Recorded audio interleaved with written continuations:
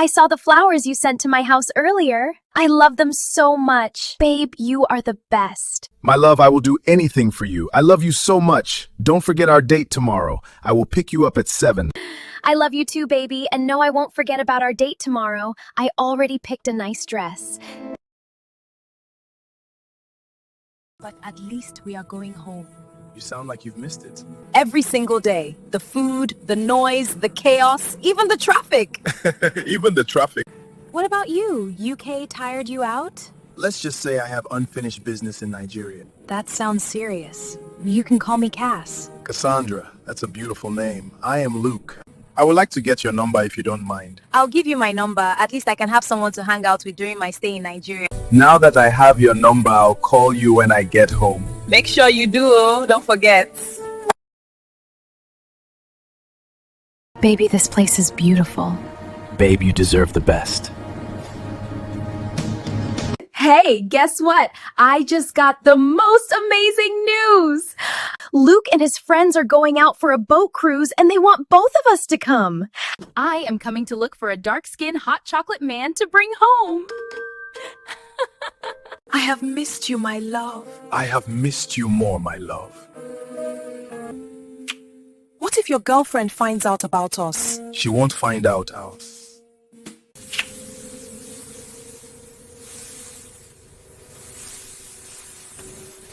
A few moments ago.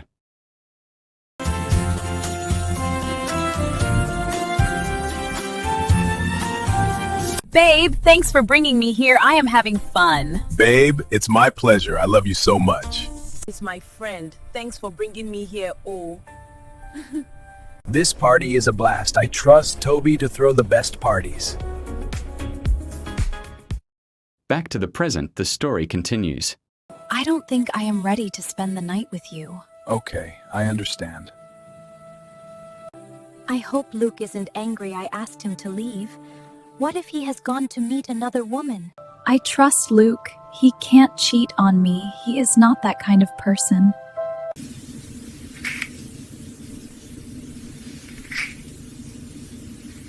A week later, Luke took Cass to a luxurious clothing store and told her to pick anything she wanted. He would pay for it.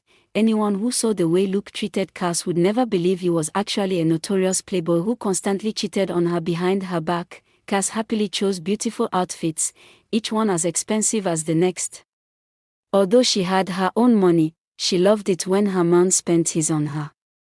To her, it meant he loved her deeply. While they were shopping, Luke's phone rang. He immediately excused himself and went to the bathroom to answer the call. "Stop calling me. I'm with Cass." "I don't want her to get suspicious," he said sharply to his side chick over the phone. Samantha, his side chick, told him she only wanted him to send the 5 million Nigerian nairas he had promised her. She explained that she was also in the same boutique Luke had taken Cass to and wanted to buy some designer clothes as well. Luke was shocked to hear that Samantha was in the same store. He warned her not to do anything stupid and quickly sent her 10 million Nigerian nairas just to keep her quiet. Samantha laughed when she received the alert. She felt a twinge of pity for Cass, who was completely oblivious to the fact that her boyfriend was a serial cheat. Samantha wasn't even Luke's only side chick. He had several girlfriends scattered all over Lagos. Some of them even knew about each other. But Cass was different. Luke liked her more because she was classy and fit perfectly into his social status. Later that day, Luke drove Cass back to her mansion. They spent a little time together before he eventually left. What Luke didn't know was that after he left Cass's mansion, she followed him secretly in her own car. Cass watched as Luke stopped in front of a mini flat and walked into the compound. Cass hesitated, embarrassed by what she was about to do, but she knew she had to find out the truth. She quietly slipped into the compound. During the boat cruise, someone had tipped her off that Luke was cheating on her. She had been suspicious ever since, and this was the only way to confirm it. Luke entered the house. Cass peeked through a window and saw him kissing a busty, dark-skinned woman. Her heart shattered. "So Luke really is a community prick," she muttered sadly. Cass quickly took pictures and recorded a short video. She was going to deal with him in a way he would live to regret ever messing with her. Cass drove straight to Stacy's house. Stacy was in the kitchen when Cass walked in, her face tight with anger. Stacy teased her immediately. Huh. The way you're fuming like this, it seems someone touched the lioness's tail. Without responding, Cass opened the fridge, grabbed a bottle of cold water, and drank it in one gulp. Stacy burst into laughter. This one is serious, oh, gist me. Wetting up. She led Cass into the living room, curiosity written all over her face. Once they settled, Cass finally spoke. She told Stacy that she had caught Luke cheating on her. Stacy froze. Shock registered clearly on her face. Luke. Cheating. That one doesn't even look like a cheat. It was true. With the way Luke spoiled Cass and doted on her, no one would ever suspect him. Everyone knew he was obsessed with her. You can never trust Lagos men, oh, Stacy said slowly, trying to process the news. Cass went further. She explained that it wasn't just one girl Luke was cheating with, it was over 10 girls, and she wasn't exaggerating. Stacy's mouth fell open in disbelief. Hope say that guy never give you infection like this, she asked, eyeing Cass carefully. Cass shook her head. She explained that they hadn't had any sexual intercourse since the relationship started 3 months ago. She even thanked God for telling Luke to wait until she was ready. Who knew what kind of disease he might have picked up from one of those girls? Stacy sighed deeply. I'm really disappointed in Luke. He didn't give Playboy vibes at all. Just then, Luke's call came in. Cass and Stacy exchanged a knowing look. Cass answered. My love, Luke said smoothly. I got home about an hour ago and fell asleep immediately. I only woke up to use the bathroom, so I decided to check up on you. Cass played along. She replied that she had been missing him and was glad he called. Luke added that he had ordered something for her and that the dispatch rider was already on the way to her house.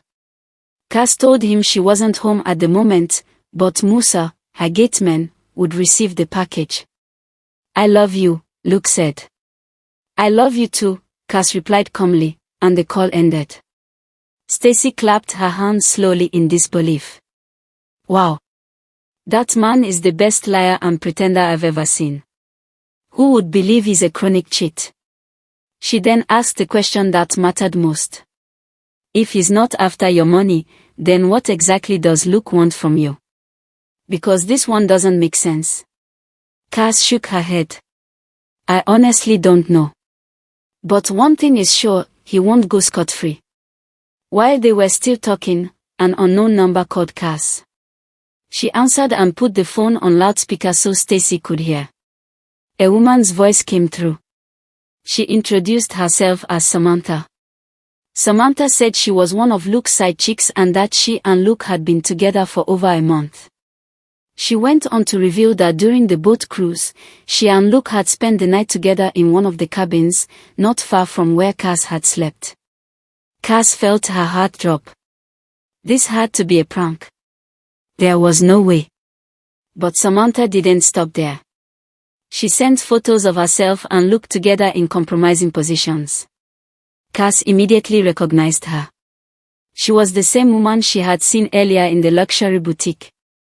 Samantha said she was only telling Cass the truth because she felt bad for her. She even added that Grace, one of Luke's girlfriends, was currently pregnant for him. Cass ended the call. She sat there in complete silence, stunned beyond words. She had finally seen Luke for who he truly was. Stacy broke the silence.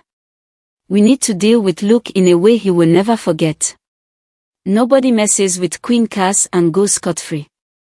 Cass remained quiet for a while, then finally spoke. I know what to do. Stacy frowned. What do you mean? Cass looked at her calmly.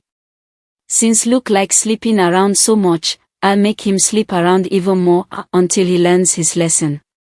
Stacy stared at her, confused. Just watch and see, Cass said. She immediately called Dr. Martins, the head doctor at one of the hospitals owned by her family. Dr. Martens was surprised to see Cass's call and answered immediately. As the heiress to her family's fortune, Cass was not someone anyone dared to offend. Cass instructed him to go to the HIV unit of the hospital and gather information on at least 10 female patients. She told him to forward the details to her by the next morning. Dr. Martens hesitated. He reminded her that such information was confidential. Cass's voice remained calm. "Have you found another job already?" There was silence. Dr. Martens immediately understood. "Yes, ma'am," he said quickly. "You'll have the information by morning." I have a simple task for you and I will pay you 20 million naira if you can complete it. The next morning, Cass was seated in her sitting room with a beautiful, light-skinned lady. The woman sat comfortably, sipping the juice Cass had offered her. After a while, when Cass still hadn't explained why she had invited her over, the lady finally spoke. "Why did you ask me to come here?" she asked. Cass looked at her calmly and revealed that she had asked one of the doctors in her family hospital to give her a list of sick female patients. She explained that while going through the list, one name stood out to her, Cynthia, because she fit the exact criteria she was looking for. Cynthia was clearly uncomfortable. She didn't like the fact that a doctor had disclosed her personal medical information to a complete stranger, but she kept quiet. Cass then told her she had a simple task for her and that she was willing to pay 20 million naira if she agreed to carry it out. She added that Cynthia would receive part of the money up front, and the balance once the task was completed. Cynthia was confused. "What kind of task is that you're willing to pay such an amount for?" she asked. Cass remained silent for a few moments before finally speaking. She told Cynthia that she wanted to take revenge on her boyfriend who had cheated on her. Cynthia didn't understand how she fit into the situation, so she asked Cass what the whole thing had to do with her. Cass then said she wanted Cynthia to seduce her boyfriend and sleep with him, so he would get infected. Cynthia was extremely shocked by what she just heard. She immediately told Cass she could never do something like that. Living with HIV/AIDS was already the hardest thing she had to deal with, and she would never wish such pain on another person. Cass went quiet for a long while, reflecting on Cynthia's words. She finally admitted that she hadn't fully thought about what Luke would go through living with HIV. She asked Cynthia to leave. Cynthia had just stepped out of Cass's mansion when she noticed a luxurious car approaching. The car slowed down and stopped in front of her. The man inside asked where she was headed. She told him. He offered her a ride, which she initially declined. But after much persuasion, she reluctantly agreed and entered the car. They drove off. Meanwhile, Cass was at home waiting for Luke. He had earlier told her he wanted to take her out on a lunch date. Not long after, Luke sent her a message saying he wouldn't be able to make it. In a luxurious restaurant in the heart of Lagos, Luke and Cynthia were having lunch together. Luke had persuaded Cynthia to have lunch with him. Cynthia already knew Luke was Cass's boyfriend, but she didn't mention anything. Luke complimented her, telling her she was very gorgeous and that he wanted to get to know her better. Cynthia smiled and replied that a handsome and wealthy man like him surely couldn't be single. Luke laughed and told her he was single to stupor and that his last relationship ended 3 years ago. They chatted comfortably while they ate, and afterward, Luke dropped her off at her house. In the days that followed, Luke and Cynthia began spending more time together. He took her on dates and spent lavishly on her. His attention toward Cass didn't reduce at all. Luke was an expert at dating multiple women at the same time. But as time went on, Luke grew more fond of Cynthia. Eventually, he asked her to be his girlfriend. She accepted, and Luke was very happy. One fateful night, while Luke and Cynthia were at his house, they played a drinking game and both ended up extremely drunk. One thing led to another, and they slept together. The next morning, when Cynthia woke up, she knew exactly what had happened. She felt bad for Luke, but she reminded herself that he had brought it upon himself. 3 days later, Cass was in her sitting room with Stacy when they heard a knock on the door. Cass told her she hadn't been expecting her. Cynthia replied that she had something very important to say. She went on to explain everything, from the moment Luke had seen her outside the compound to the night they slept together. Cass and Stacy were stunned. They asked Cynthia if Luke knew he had been infected. She shook her head and said no. Cass immediately called Luke and asked him to come over. 30 minutes later, Luke walked into the sitting room. He froze. Cass, Stacy, Samantha, Grace, Cynthia, and 2 other women were all seated there.